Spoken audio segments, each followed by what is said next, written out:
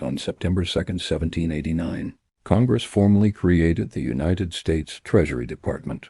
The department's origins reach back to 1775, when colonial leaders sought ways to finance the Revolutionary War. Their solution was to issue paper money redeemable bills of credit that raised enough funds to sustain the fight, but also plunged the young nation into its first debt crisis.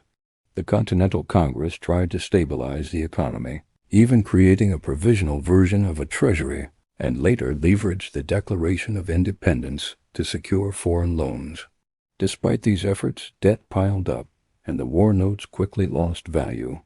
With the ratification of the Constitution in 1789, the new federal government established a permanent Treasury Department to bring order to the nation's finances.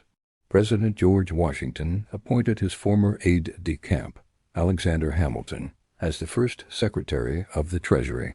Sworn in on September 11th, Hamilton immediately laid out a bold recovery plan. The government would repay its $75 million war debt to restore public confidence and strengthen national credit.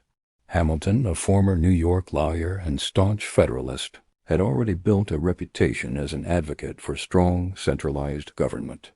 In 1782, he served in the Continental Congress, and later, alongside James Madison and John Jay, co-authored the Federalist Papers to promote ratification of the Constitution.